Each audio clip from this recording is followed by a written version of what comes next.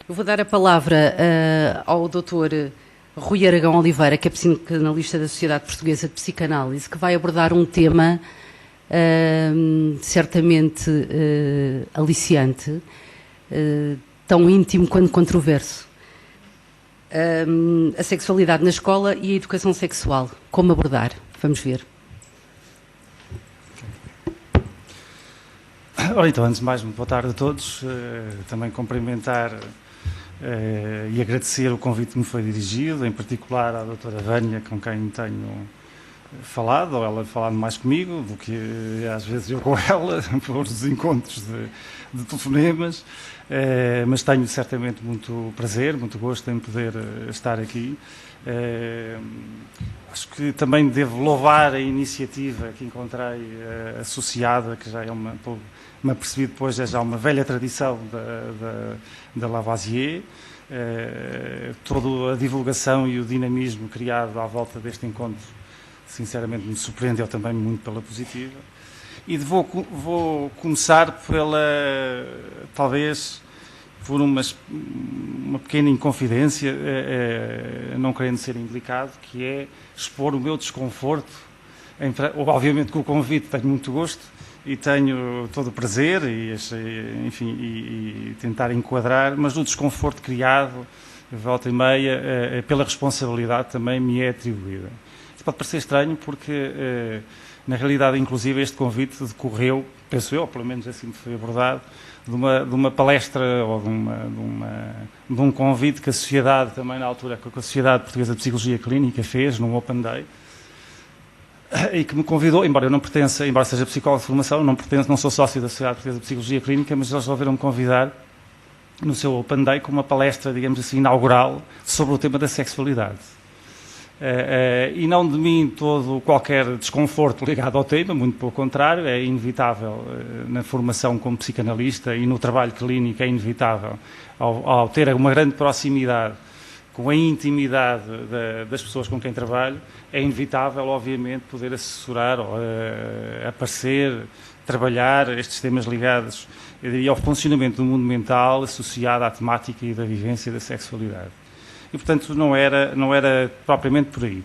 Mas eu, talvez, para me fazer explicar, iniciaria a questão sobre, deixando dois pontos de vista ainda, que eu depois tenho uma consequência que acho que me parece aqui neste contexto bastante importante e que são muito caros, são dois pontos de vista, de alguma maneira, que eu acho muito caros à minha formação e ao meu próprio trabalho como psicanalista.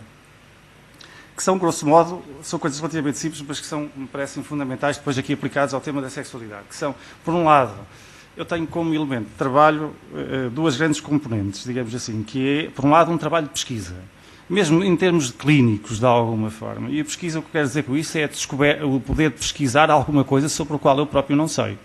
Nem eu, nem a pessoa que está comigo. Eu acho que aquilo que é mais específico, digamos assim, também mais belo, às vezes mais dramático, associado ao trabalho analítico, é muitas vezes a inevitabilidade de poder ter alguma componente ligada a uma descoberta face ao que eu não conheço do início. Isso pode parecer assim um bocado estranho, normalmente no decorrer do mundo da ciência, é muito facultada a ideia de que já sabemos tudo, de antemão conseguimos diagnosticar e conseguimos prever claramente isso. Eu costumo comentar, quando assim é, no campo de um trabalho analítico, normalmente é sinal que estamos a fazer uma outra coisa qualquer que não o processo verdadeiramente é o que eu chamaria de psicanálise. Depois, uma outra componente que me parece também importante, depois já vou associar à sexualidade rapidamente, a minha grande preocupação também é colocar-me numa posição que dê compreensibilidade àquilo que se passa com o próprio sujeito. Reparem que é diferente de eu ter alguma compreensibilidade. É óbvio que é suposto que a minha compreensibilidade possa auxiliar o próprio sujeito a dar algum sentido àquilo que se passa com ele. Mas, de facto, a minha grande preocupação é que não faça sentido em mim, que faça sentido no outro. E isso, como devem calcular, não é, de facto, um trabalho também muito simples. E que, embora possa ser complementar, penso eu, bastante diferente da posição habitualmente associada a estas temáticas, por exemplo, da mera descrição semiológico-descritiva ou do mero registro classificativo que possam fazer em relação a um qualquer tema, seja da sexualidade, seja de outra natureza. E com isto também quero dizer que a minha lógica, a minha leitura, das circunstâncias não é ter uma intenção normativa. Não é? Eu posso perceber que muita gente me vem procurar e diz, seja no campo da sexualidade, seja noutras questões, diz isto é normal ou não é? É óbvio que eu posso ter um registro dessa natureza, se estiver no âmbito de um trabalho de larga escala, poder perceber minimamente se é normal ou não durante um determinado tipo de parâmetros. Mas o facto de eu dizer que é normal ou não altera absolutamente em nada aquilo que o sujeito tem. Não é? Mas são leituras de natureza complementar, mas que aqui me interessam supostamente. Bom, embora sejam aspectos genéricos, eu penso que são muito importantes, em particular, quando falamos da sexualidade. Reparem que eu posso, quando me deparo com a sexualidade, seja de quem for, posso-me servir certamente de conhecimentos classificativos, mas na realidade o trabalho clínico, de dar esta compreensibilidade e de notar uma certa pesquisa, supõe eu não impor o meu ponto de vista, a minha leitura e a minha compreensibilidade ao sujeito, a não impor o meu registro ao registro interno do outro, de alguma forma, não é? Se pensarem um bocado aquilo que, enfim, de uma forma grosseira, podem pensar o que é que são os investigadores em biologia, se pensarem hoje em dia, claramente é muito diferente, mas se pensarem, sei lá, no velho Darwin, não é? A olhar e a classificar, aquilo foi de extrema utilidade para o mundo da biologia e para o mundo da ciência, inclusive, mas do ponto de vista do que toca à transformação imediata do que ele encontrou, é zero. Faço-me entender. Depois, aquela acumulação de conhecimento permitiu, certamente, poder ter outros campos de ação, mas num momento imediato. Bom, o campo da sexualidade é um campo, às vezes, terrível nestes registros. Reparem que é muito fácil, se pensarmos em nós próprios, volta e meia, no dia-a-dia, quando somos abordados sobre temáticas desta natureza, é muito fácil ter uma leitura que eu diria, assim, grosso modo, sei lá, desde o poder ter um registro hiperracional, ou seja, tipo, deves iniciar a tua vida sexual, a norma, os estudos dizem que o normal é em X. Portanto, a única coisa que tu deves fazer, face à tua dúvida que possas encontrar, é remeter para esta racionalidade. Ou então, talvez ainda mais banal, é poder encontrar aquilo que tecnicamente a gente podia chamar num registro de natureza projetivo. Ou seja, e isso é facílimo nós fazermos sem darmos conta, que é, eu fiz, ou vivi e fiz e fez sentido e acho que me dei bem, estou muito satisfeito ao longo desta vida inteira a fazer de uma determinada maneira. Portanto, acho que o mais natural é que tu te adeques minimamente até ao próprio trajeto que eu fiz. E, portanto, associar, ou divulgar, ou educar, ou seja lá onde for em termos de intervenção, ou compreender até o registro que o outro possa aparecer, muito numa base à semelhança do que é a minha leitura e do que é a minha experiência. Eu, se quiserem, em termos pessoais, até posso admitir, e volta e meia, é óbvio que faço isso, mas em termos profissionais, um dos cuidados que eu tenho, não só na sexualidade como em tudo, é óbvio, de não aperceber-me atempadamente disso e de não impor o meu próprio registro. Mesmo que aquilo que eu possa encontrar me possa espantar, repugnar, achar estranho, achar magnífico, entusiasmar-me, de alguma maneira. Mas poder ter sempre este duplo registro que permite perceber aquilo que eu chamaria fundamentalmente, que é a percepção da alteridade. Não é de que eu lido com isto de uma determinada maneira e o outro não significa que lide exatamente e que faça as minhas escolhas. Isto na posição onde a gente está, principalmente quando tem uma decalagem considerável em termos de idade, é mais fácil de falar do que fazer. É muito fácil a gente sentir que coage o outro, porque o outro, especialmente quando tem de facto uma diferença de idade considerável, se coloca muito num apelo, nem sempre muito explícito, para que nós possamos claramente demarcar agora como é que tu vais fazer. Mas eu não sei se isso é verdadeiramente aquilo que eu, ou pelo menos sei que não é aquilo que eu defendo. E não sei se é aquilo que seria mais adequado podemos atribuir ao trabalho da educação sexual, mas já lá iremos um pouco mais à frente. Eu penso que bom, ainda talvez um outro registro mais para introduzir esta temática, que também encontram com grande frequência, ou eu encontro em muitos dos discursos e hoje, para este trabalho, inclusive, dei-me ao trabalho, enfim, como consequência de aceitar uma responsabilidade desta natureza, achei que devia ir ver e procurar o que se faz, não só cá, mas noutros registros, minimamente. E uma das coisas que encontro com muita frequência é também uma espécie de banalização. Isto é assim, assado e tal, mas isto tanto faças por cima, por baixo, pelo lado, vai dar tudo igual. E podes fazer, está tudo bem, tudo tranquilo. O que eu também acho que é, na minha opinião, uma coisa horrível, porque é uma retirada completa de significado.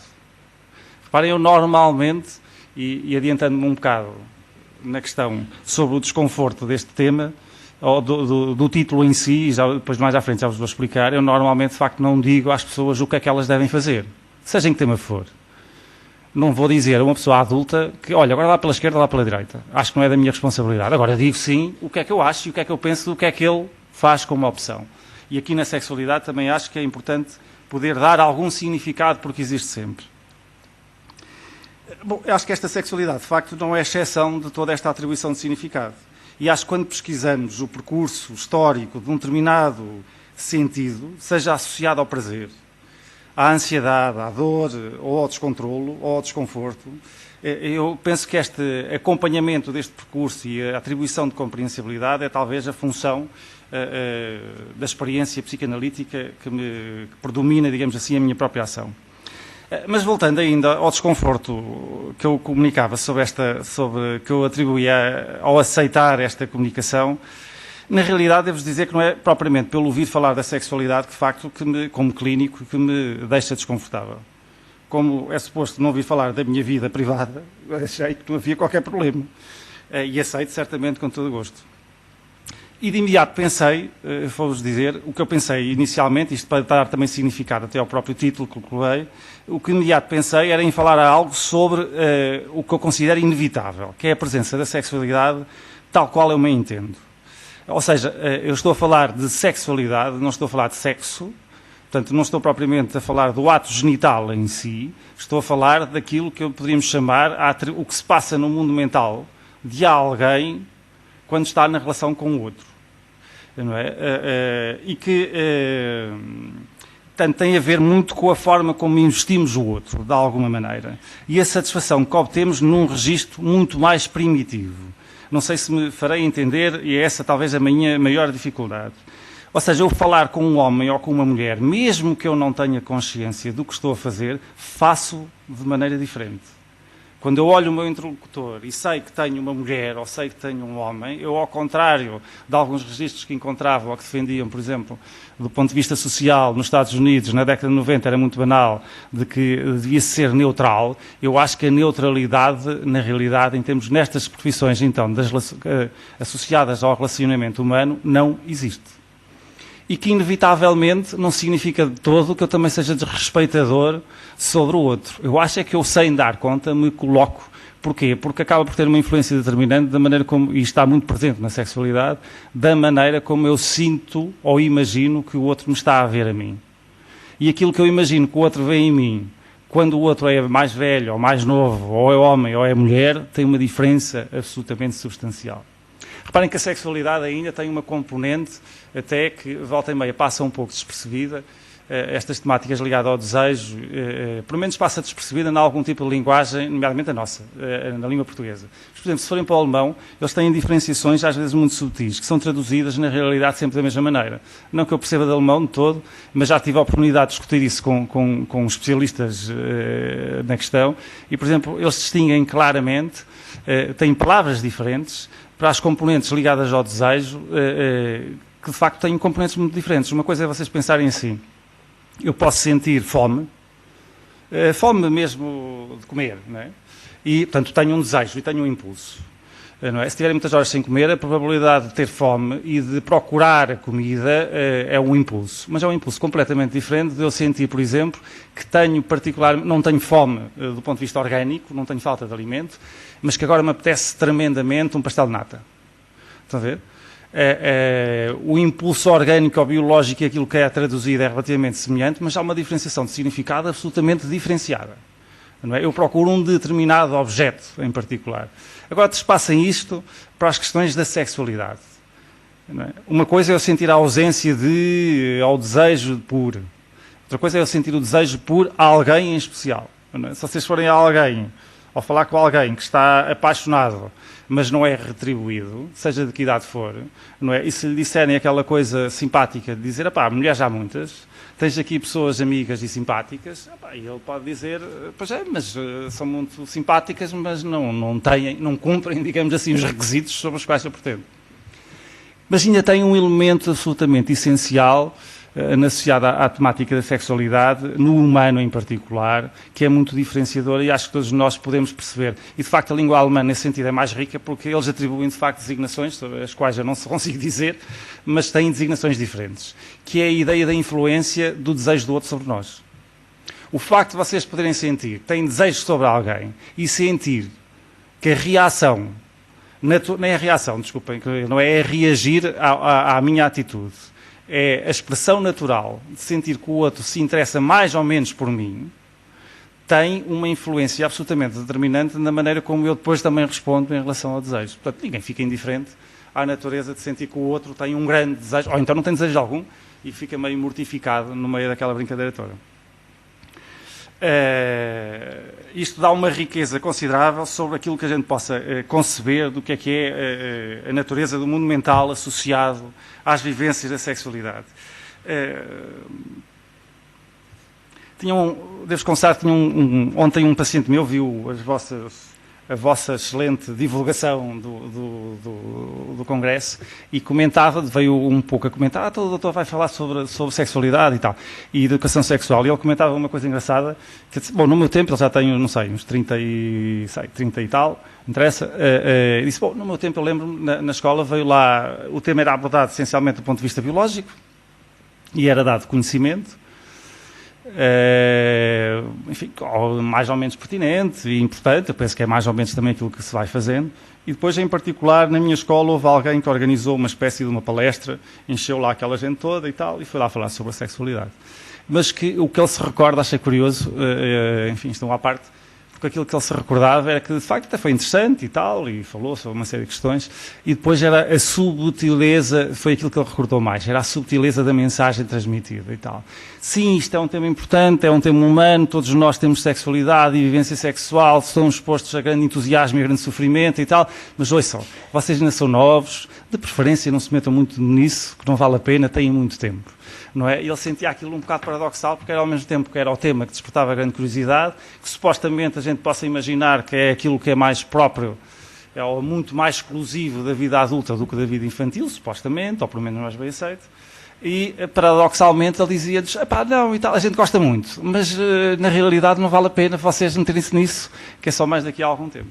Isto desperta, obviamente, sempre grande ambiguidade e grande dificuldade de como abordar e de como nós possamos fazer e que sentido podemos estar a dar àquilo que realizamos no âmbito deste tipo de intervenções. Devo confessar que depois, quando preparei um pouco isto, lembrei-me necessariamente, enfim, isto é talvez defeito do profissional, lembrei-me dos primeiros textos do velho Freud, no início do século passado, quando se propôs falar sobre a sexualidade na criança. E que na altura tiveram um grande, social e culturalmente, tiveram um grande impacto. Mas foi um impacto pela negativa, porque a maior parte das pessoas reagiu a achar que o tipo era um perverso terrível, que estava a haver sexo e sexualidade em tudo. E é óbvio, se forem ver os textos, enfim, a mim compete-me vê-los com mais detalhe na minha formação, mas é óbvio que ele não falava do ponto de vista da sexualidade do ponto de vista genital. É óbvio que a criança de 5 anos nem sequer do ponto de vista consciente pensa propriamente, tem acesso a um pensamento cognitivo como nós o realizamos. O que ele chamou a atenção, e que hoje é algo fácil de constatar, o que ele de facto chamou a atenção é que a vivência do ponto de vista sexual, agido de uma forma em particular, não só está na criança de 5 anos, como está até numa criança mais nova. A ideia do acesso ao prazer e de usar o outro como prazer, do ponto de vista mental, tem depois uma tradução do ponto de vista comportamental do que ele faz e do como ele elabora de uma maneira razoavelmente diferente, ou supostamente diferente, convém, do estado adulto. Mas está lá, de alguma maneira. E quem tenha contacto com crianças, não é? Quem tem filhos ou quem tem... Às vezes nos filhos é mais difícil a gente ver. Não é? Mas se vir com atenção, se escutar com atenção, se estiver ligeiramente atento, conseguimos perceber claramente atos masturbatórios com muitíssima facilidade. Claro que a maior parte de nós o que faz é fingir que não vê. Porque volta e meia causa um certo incómodo que é... Bom, então estou a ver e depois vou-lhe dizer, alguns nomeiam. Filha, então tu estás a fazer o que vem descrito no tal, afinal o senhor tinha razão e tal. E vão ver que a reação que vai dar ao filho também não será de um desconforto considerável, de alguma maneira. Mas, enfim, cada um a seu tempo, que já lá irei um bocado do que é que eu acho que se passa e do que é que eu acho que é importante. Bom, mas por esta razão eu quis trazer um bocado esta primeira parte do título, a sexualidade na escola. Porque independentemente do que façam, eu acho que ela está lá.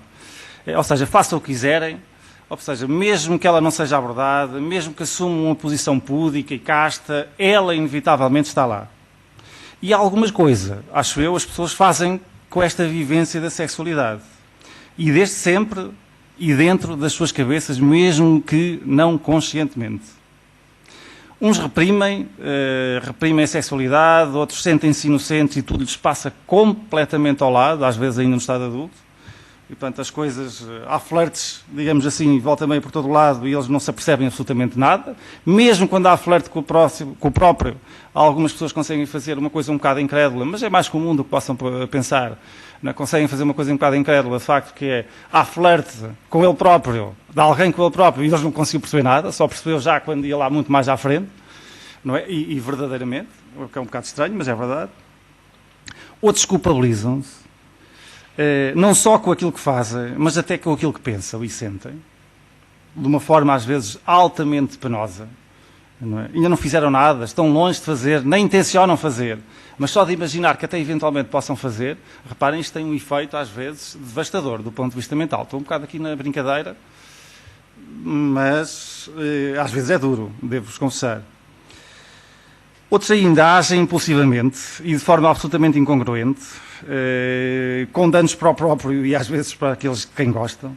Outros banalizam, outros vivem muito angustiados com a aceitação e inseguros, e outros ainda ficam muito cheios de si, na realidade, no que toca à sexualidade. Acham-se muito bons e acham que têm umas capacidades, ou que têm umas propriedades, ou que acham que são desejados e tal. E o mais extraordinário é que às vezes têm efeito. Não é? Tanto convencidos genuinamente que estão de que têm qualquer coisa de maravilhoso, não é? Às vezes conseguem convencer mais facilmente o próximo do que eles próprios se dão conta. Bom, isto de um modo geral parece-me, ainda introdutoriamente, parece um bom tema. Só tem um problema, há pouco dizia isso ali, que é, eu acho que é sempre um tema um pouco decepcionante. Cada vez que falam em sexualidade ou convidam a falar em sexualidade, cria uma expectativa bestial, mas depois é sempre, é só isto. Por mais que a gente dê informação por ali e tal, não é? Mais pornográfico ou mais racional, mais intelectualizado, é sempre um tema um bocadinho ingrato, não é? Para quem fala sobre isso. Bom, mas eu devo-vos confessar que com esse desconforto, não é isso que me causa desconforto, porque com esse desconforto eu lido razoavelmente bem, não é assim muito gratificante, mas lido bem.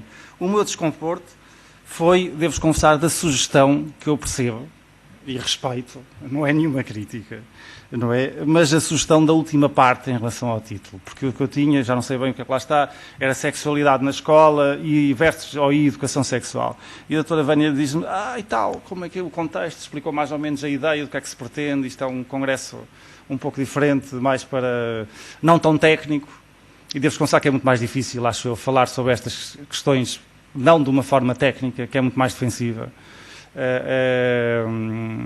E portanto, se a gente pudesse acrescentar o como abordar ou que abordagens, e eu aí fiquei, não lhe disse nada por respeito e educação, mas fiquei aflito, verdadeiramente, fiquei a pensar e inclusive comentei, devo confessar, comentei com a minha mulher, que tem o defeito de ser da mesma profissão que a minha,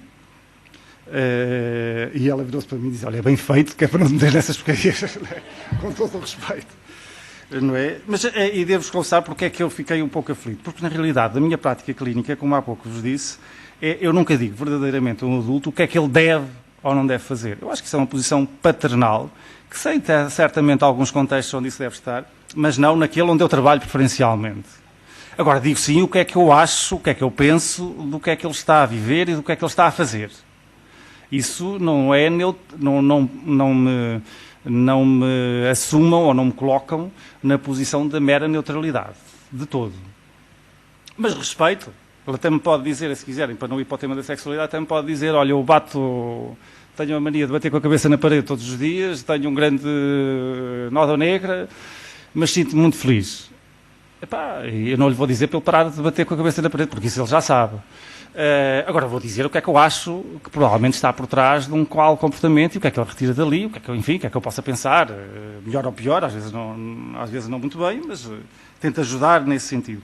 Isso significa que aqui com este título, agora o que é que eu vou dizer às pessoas, como é que elas devem lidar com a sexualidade, e mesmo pondo-se na vossa posição, do que é um educador ou um professor ou um pai e de como, tipo, norma, regra para lidar com a sexualidade do seu filho ou do seu aluno, eu tenho muita dificuldade, devo-vos confessar, em colocar isso assim.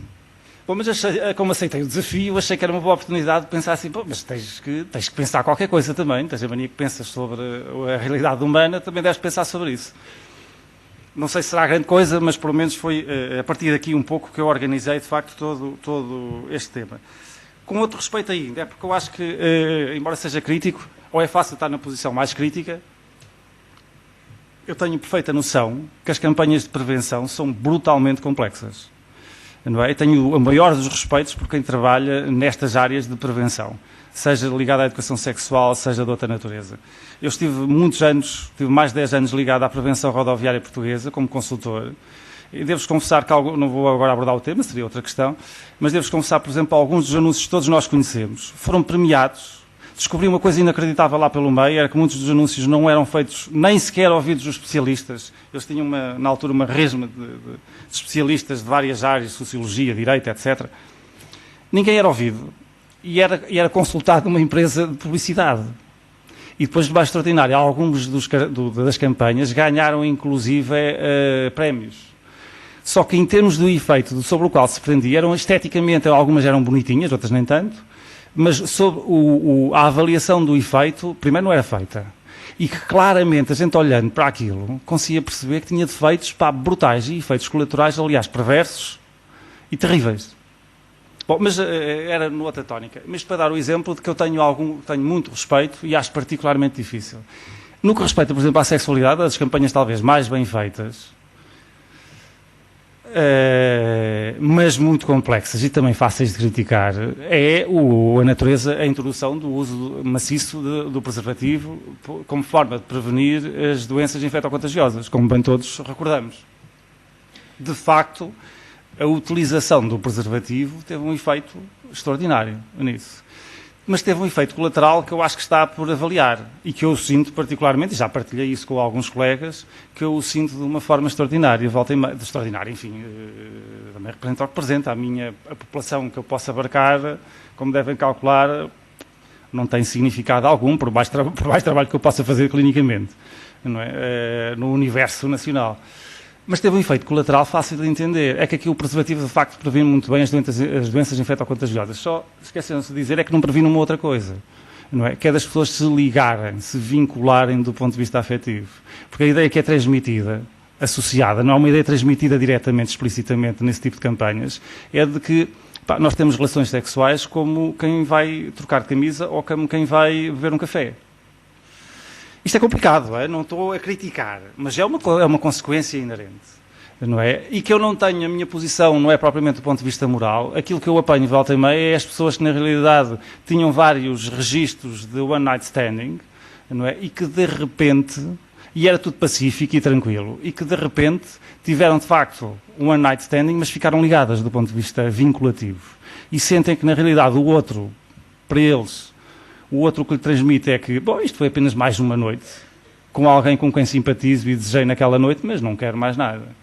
E o que não é prevenido pelo preservativo é a pessoa sentir, eu para o outro é zero, não existo. Mas ele, na minha cabeça, ficou-me a bater fortemente. E até hoje tem um pico depressivo completo, não é? O que é difícil de poder entender, e só para dar uma ideia da complexidade onde a gente está a meter. Bom, mas eu acho que também estou relativamente à vontade, porque se há coisa que a minha profissão tem, é que está habituada a falhar. Isto se calhar não é muito bom para o marketing da minha profissão, e agora que entra na sala o Dr. João Seabra Diniz, que é também um ilustre psicanalista, já agora apresentando, não é? Ele sabe tão bem quanto eu que ser psicanalista é ter uma grande tolerância à frustração, tá bom, e estar habituado a falhar. Portanto, isso também não era aquilo que me transtorna. E acho que está habituado a falhar porque não pode, na realidade, prever com grande precisão o efeito e a consequência das suas palavras e dos seus atos. E, independentemente do treino, da experiência, da intuição, eu acho que nestas profissões ligadas às relações humanas não podemos treinar pessoas para ficarem a saber o que dizer como receituário ou desresponsabilização. E acho que educar, de um modo geral, é uma das profissões onde, inevitavelmente, a gente tem que estar preparado para poder tolerar falhar. Sendo que educar, eu acho que há uma diferenciação clara entre o educar e o ensinar. Eu até posso só querer ensinar, reparem, uma matéria qualquer. Mas eu, se estou presente, mesmo sem me perceber, mais ou menos, influencio de alguma maneira o outro. Principalmente quando este outro não tem capacidades, do ponto de vista cognitivo, ainda de se aperceber e refletir sobre aquilo que está a acontecer. E quando vocês trabalham sobre o tema da sexualidade, a vossa presença, a maneira como vocês próprios abordam o tema, a maneira como estão confortáveis com a vossa própria sexualidade, acaba por ser inevitavelmente transmissível. Eu lembro-me sempre, aqui há uns bons anos, colaborei com uma equipa, enfim, que não tem nada a ver com isto, com uma equipa ligada à reabilitação física, e onde lembro-me sempre particularmente de uma interna de medicina. Depois a equipa tinha uma grande produção do ponto de vista científico, e a interna desgraçada foi apresentar, lembro-me na altura, havia uns trabalhos de facto sobre a sexualidade, aqui mais dirigido à terceira idade, e a interna desgraçada foi apresentar um trabalho num congresso normal. O desconforto que ela falava e abordava sobre os temas era tão evidente, não é? Como se ela se sentisse forçada, de facto, a poder estar ali e a falar coisas, provavelmente, o que eu imaginei, nunca partilhei isso com ela, não tinha intimidade para isso, que provavelmente ela não partilharia ou não usaria em termos de expressões com ninguém, e de repente estava não a usar com uma ou com duas pessoas, estava a usar perante um auditório brutal. E isto é notório. Isto para dizer que uma mera transmissão de conhecimento, que eu não acho que é uma mera transmissão de conhecimento do ponto de vista sexual, não é de todo aquilo que eu consideraria como essencial da educação sexual, é indissociável de quem transmite esse conhecimento, mesmo que a pessoa tente ser neutral, porque eu acho que é inevitável que passe sempre da maneira como ela elabora isso. E, portanto, eu penso é que a transmissão de conhecimento é, sem dúvida, importante, do ponto de vista biológico, por exemplo, o que é que se passa, etc. E acho que é isso onde eu tenho encontrado, tem sido mais debatido e mais transmitido, mas não é a educação sexual. Eu acho que a educação sexual nunca será uma questão de mera transmissão de conhecimento. Bom, e aqui põe-se a questão, então, rapidamente, tinha muito para dizer, que era como abordar. Para mim, eu vou começar da parte mais simples para o mais complicado. E como abordar é relativamente simples. Eu acho que a primeira função essencial é saber escutar os miúdos. Ou seja, colocar-nos na posição de escuta e de compreender. Não é na posição nem de esclarecer, nem de intervir, nem de normalizar. E muito menos de classificar ou de moralizar. É de escutar os miúdos. Poder olhar e tentar perceber o que é que, independentemente do que eles fazem e do que eles dizem, o que é que se passará na cabecinha dos miúdos. E saber escutar com isso também a sexualidade desses mesmos miúdos, o que remete para uma coisa inevitável, que é saber escutar a nossa própria sexualidade, de alguma maneira. Não é? E depois, quando nós condicionamos, ou quando organizamos, quando temos condições para saber escutar, eu acho que é inevitável, se estivermos atentos, é inevitável o pedido, a percebermos do pedido de informação, esse sim, mais biológico, mais científico, mais rigoroso, que vem, mas que é solicitado, de alguma maneira, pela própria criança. E um outro aspecto inevitável associado a este é saber tolerar, de alguma maneira, que a criança possa viver com algum grau de angústia. Inevitável. A ideia obsessiva, às vezes, de anularmos a angústia, não é? Ou a ansiedade que as pessoas possam sentir, é uma maluqueira completa, porque a gente só elimina a ansiedade, na realidade, quando está morto. Não é? A ansiedade é uma coisa inevitável, não significa que todos temos que viver com picos de ansiedade brutais, é óbvio que não, mas a ansiedade é uma coisa absolutamente, pode ser muito estimulante, inclusive, não é? Depois, associado a isso, de uma forma mais específica, eu acho que é absolutamente necessário, quando aborda, poder ter capacidade de fantasiar. Ter a capacidade, que eu há pouco falava, que remeti para a alteridade, ou seja, de perceber que aquilo que eu penso que o miúdo está a fazer é aquilo apenas que eu penso. Não significa que seja o que o miúdo está a pensar e a fantasiar. E depois respeitar com isto, associado a isto, a possibilidade de podermos respeitar a intimidade e a individualidade de cada um.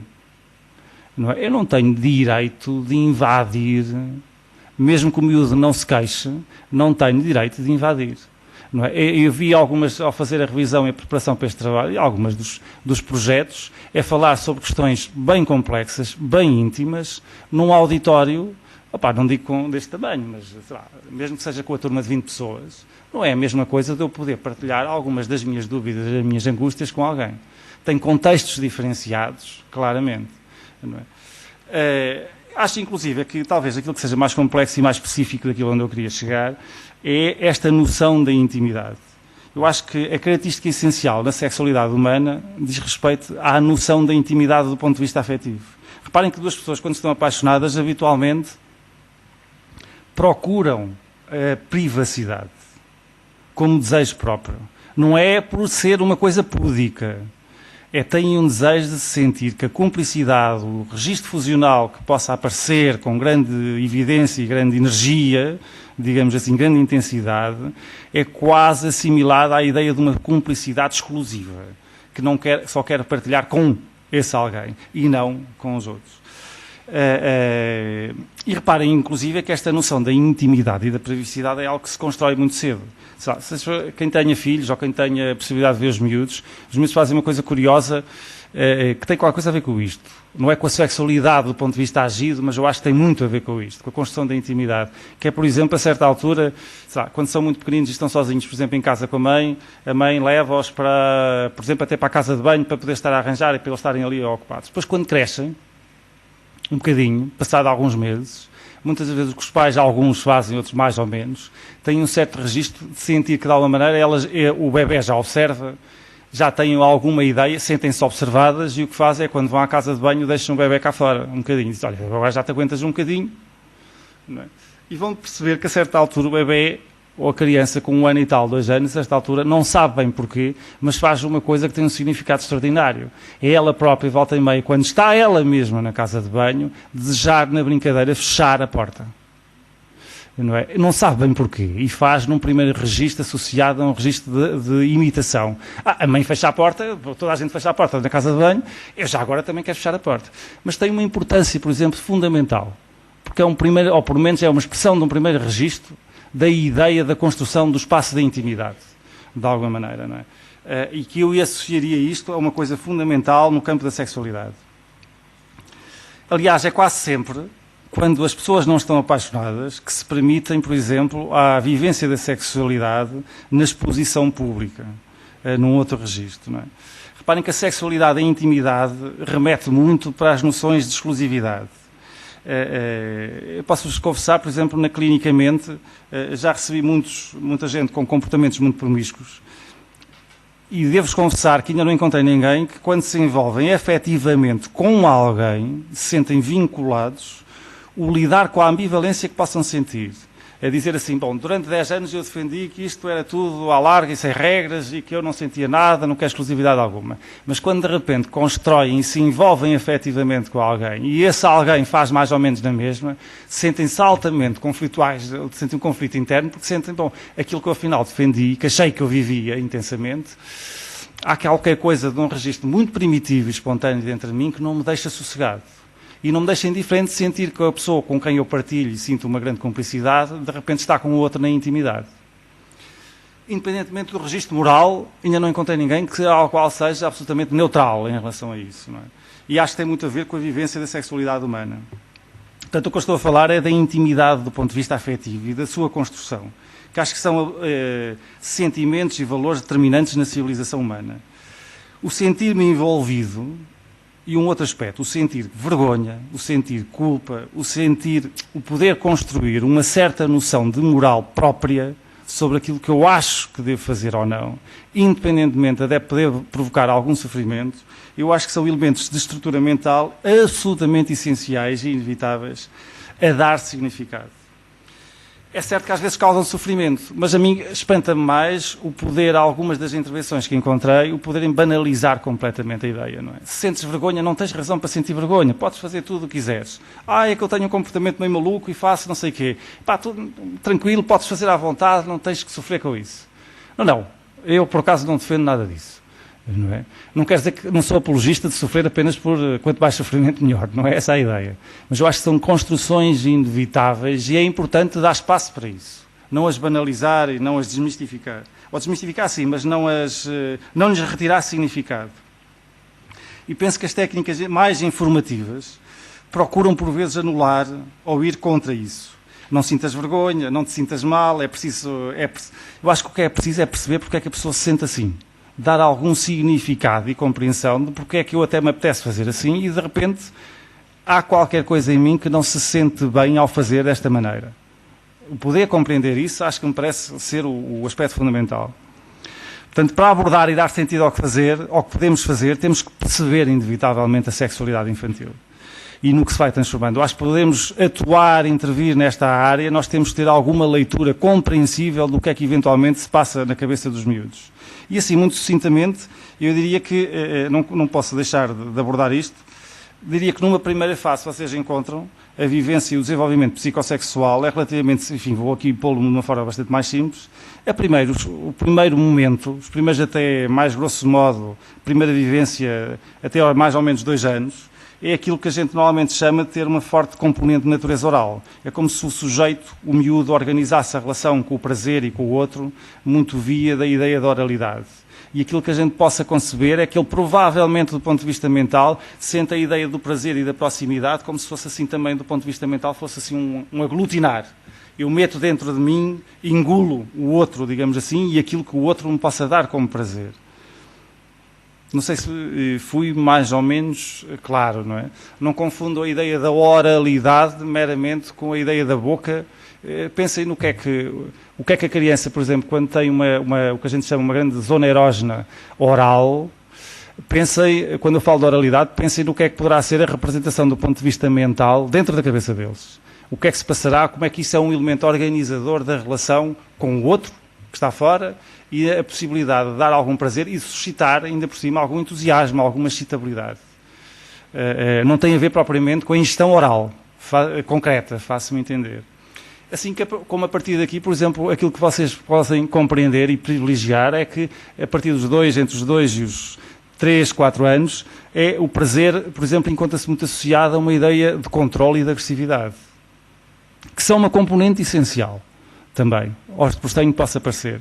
O poder sentir um manifesto claro de ter prazer em controlar o outro, o objeto, poder sentir que é ele que manipula de alguma maneira, não é? É com um entusiasmo extraordinário. Aliás, até mais cedo, não é? Aquela brincadeira meia parva que os miúdos fazem e que nos põem a fazer figuras de parvos, não é? Que tem a ver exatamente com esta ideia de um certo controle, não é? Que é a ideia de estão a brincar com um bonequinho qualquer, atiram o boneco fora, além de controlarem o boneco, controlam-nos a nós, porque nós feitos parvos, eles depois berram, não é? E a gente vai lá buscá-lo e dá-lhe outra vez. E ele sente que não só o objeto anda à mão dele, como nós andamos à mão dele. E isso dá um prazer, eu sou às vezes capaz de estar horas, ou por menos bastante tempo, a fazer essa brincadeira, não? Depois, mais tarde, reparem que também faz parte da sexualidade e da construção de uma série de mecanismos. Eu acho que entre os 3 e os 6 anos, enfim, grosso modo, não é para levar à letra, mas, por exemplo, o prazer encontra-se fundamentalmente associado, ou está muito centrado, ao ver o outro, uma curiosidade voyeurista, não é? E ao ser visto, uma postura exibicionista, de alguma maneira, de poder despir, de andar, a mostrar-se, etc., de alguma forma, não é? Eu acho que não temos, como educadores, propriamente de promover isso, mas devemos acompanhar e perceber o percurso da descoberta da criança, o que é que ela está a fazer dentro da cabeça dela. Porque, na realidade, o outro vai adquirindo também qualidades para a própria criança, e qualidades muito diferentes. Reparem, se olharmos para este breve percurso como eu descrevi, podemos perceber que dentro da cabeça da criança a representação que ela tem do objeto de prazer muda radicalmente entre a coisa mais primitiva e de que quero é engoli-lo de alguma maneira, ou quero é mostrar-me ao outro e ver o efeito que provoca ao outro. A representação mental associada à sexualidade, neste registro, é absolutamente diferenciada e importante que possa ser vivida e sedimentada, não é? Portanto, há diferenças abismais entre estes 3 momentos. Sobre a capacidade de percepcionar o outro, sobre a capacidade de fantasiar, que há pouco falava, e sobre a organização e constituição do que é a intimidade e a proximidade e distanciamento do ponto de vista afetivo também. Eu até acho que a criança não quer ver tudo. Às vezes, ao contrário do que possam parecer. Ele não precisa propriamente de grandes demonstrações de filmes. Então, hoje em dia, na realidade, não precisa de todo que a gente lhe vá mostrar os filmes, porque eles, quando querem, vão procurar. É preciso descobrir.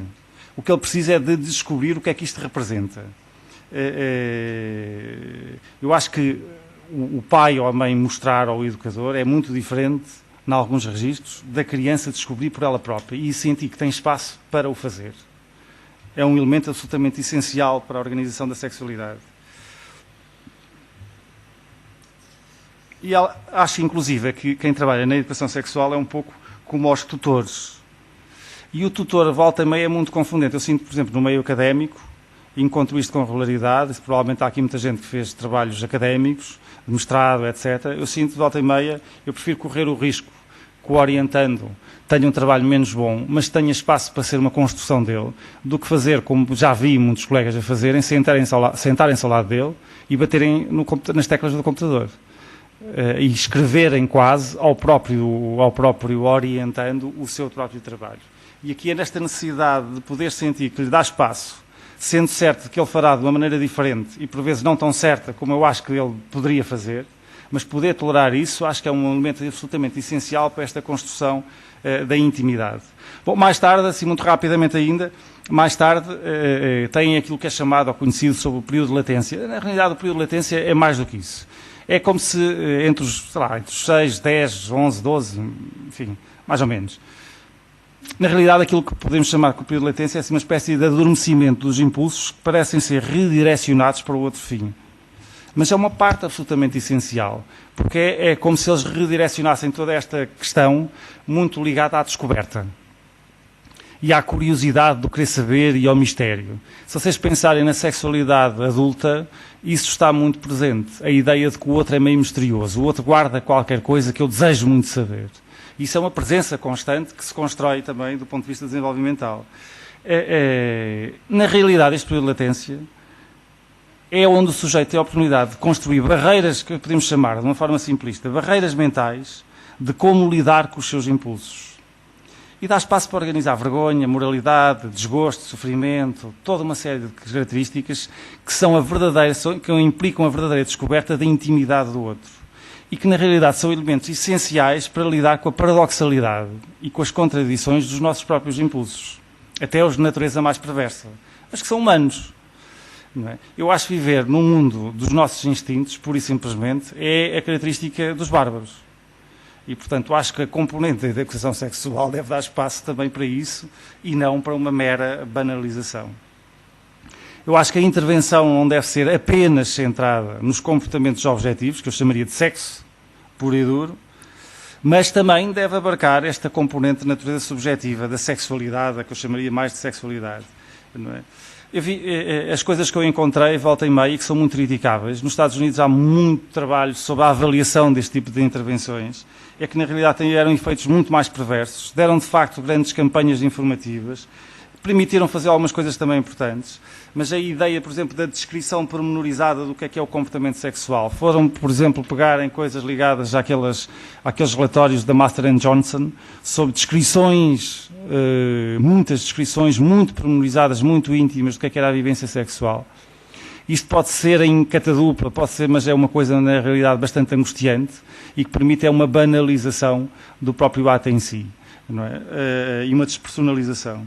Foram, inclusive, até trabalhos engraçados que por exemplo, o poder descrever, inclusive, técnicas de natureza masturbatória e introduzir isso no debate público nos miúdos, ou trazer, por exemplo, questões ligadas à homossexualidade e trazer isso também como uma discussão, mas tem uma componente com um risco grande de poder banalizar completamente todas estas temáticas, retirando-lhes significado e banalizando. E temas que perante uma escuta atenta, inevitável e com um contexto mais diferenciado, são temas que vêm inevitavelmente decorrentes desta procura e desta pesquisa.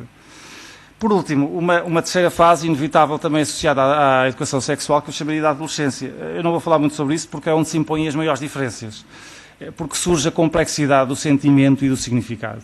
É onde surgem as maiores dúvidas, as ambivalências, perante o que sentem, o desejo, a idealização, a vivência do excesso, a construção da relação entre o impulso e o objeto, o poder dar sentido de uma forma mais independente, o poder sentir de maneira diferente ser homem ou ser mulher, e da volatilidade desse mesmo sentimento interno.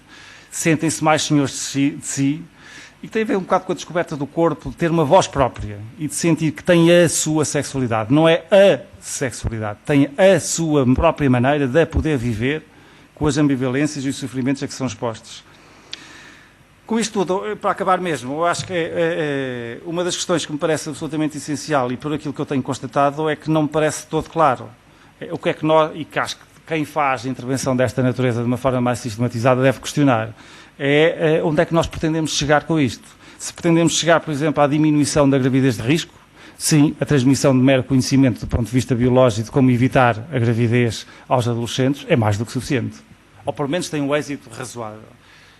Se pretendemos, por outro lado, com a educação sexual meramente diminuir a prevalência das doenças infectocontagiosas, tem um registro claramente diferente. Se pretendemos, eu acho que é possível, fazer aquilo, digamos assim, que eu atribuiria mais ligada a uma promoção da saúde mental, não é? Ou até a poder, com isto, decorrente disto, poder construir relações mais saudáveis e mais satisfatórias, não é? Bom, isso eu acho mais complexo, acho possível, mas é mais complexo e que exige uma redefinição da nossa própria intervenção. A intervenção de uma forma massificada e podendo abarcar estes registros da construção da intimidade, acho particularmente difícil. E que tem necessariamente que ser repensada e poder colocar como tónicas fundamentais o que é isto da noção da minha intimidade e do respeito pela intimidade do outro, assim como o mistério e como o processo de descoberta, que são elementos absolutamente essenciais daquilo que eu chamaria da sexualidade humana. Bom, espero que não tenha amassado e não tenha tornado o tema tão entusiasmante numa grande tédio, e estou ao vosso dispor certamente para poder tentar responder a alguma das questões. Muito obrigado.